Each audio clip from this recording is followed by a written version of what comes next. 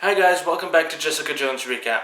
The reason I'm doing this video so late is because my apartment complex has had a day-long power outage. Now, if this video is uploaded, say tomorrow on the 25th, which is Wednesday, don't panic. Just know that you guys will get double the Jessica Jones Recap videos. I'll do two of them. You'll get this one and my video for episode 6. Now, that being said, this is going to be my video for episode 5. So if you guys haven't seen it, there will be some spoilers and there will be some mature content in the episode at least. So pause this video, watch it, then come back and enjoy the show. Now to me, this is probably one of the most intense episodes that I've seen so far on this series. I'm only on episode 5, so there's probably going to be more intense episodes. But to me, so far, this has been the most intense episode.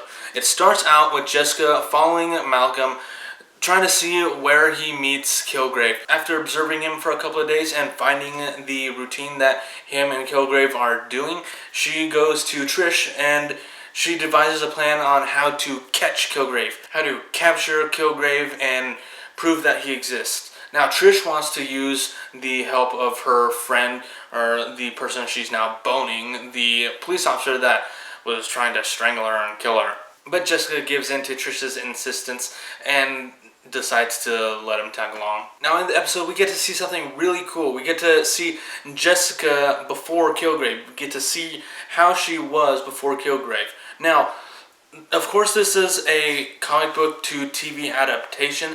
There are some major differences in her origin as to her meeting Killgrave. First and foremost, she wasn't really a superhero when she met Killgrave. She wanted to be someone who helped, wanted to be a superhero, but she just wasn't a superhero in costume when she met Killgrave, like she did in the Alias comic book. But yes, in the flashbacks, we do get to see Trish having made an outfit that looks just similar to her comic book costume, and she came up with the name Jewel. Though I think it was funny that Jessica just trashed those ideas. Like, no, that's stupid. If you make me put that on, that's a slutty stripper name. You're gonna have to call me Diamond or something like that. So yeah, I think that is a pretty interesting origin. It does deviate from the comic book quite a bit, but I think in this perspective, it does work because it wouldn't have fit if she was part of the Avengers in the comic book and part of the Avengers in the TV universe, because the Avengers probably weren't even formed by then. It would have just been weird and made all the continuity for the movies and the TV shows just clash. It really wouldn't have worked as well as the story that Netflix is telling right now in the series. Now for the main event, the Mission Impossible for this epic episode. So the three of them, Jessica, Trish, and Trish's cop booty call, are in position. They're ready to get Killgrave. Jessica follows Malcolm to the location where Killgrave's at, and the cop's coming down the road. He has the pistol in a brown paper bag. So cliche. He sees him. He sees the cop, so Jessica goes to see, hey, shitface, over here. And of course, Killgrave looks at Jessica and sees, crap. Cop goes, pew, shoots him right here.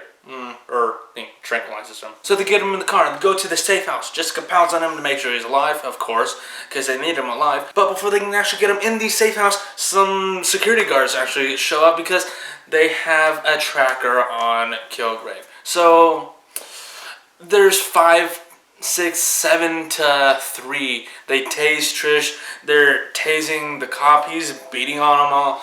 Jessica's trying to get at him. They're tasing her. They actually pin her down and tase her. They get Killgrave and they go off. So Jessica goes back to her apartment upset, finds Malcolm arguing with some girl, takes him to her apartment, locks him up, and tells him he has a choice. He can help her, save her, or just go down shit-faced and die. Now here's the interesting part. Killgrave calls Jessica after waking up in his room. He tells her He wants to know why she kidnapped him. She doesn't say anything, of course. She doesn't want to give him the satisfaction of hearing her voice. Now Killgrave offers her a deal. Send pictures of herself to him and he will leave Malcolm alone. She doesn't say anything, not a word. She hangs up. A few minutes later, sends a picture to Killgrave.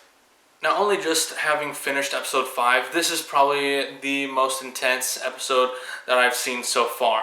I'm sure there will be more intense episodes down the line, but for me this is one of the most intense. And I do really admire that Jessica does something that she absolutely does not want to do and clearly doesn't want to do just to save a friend.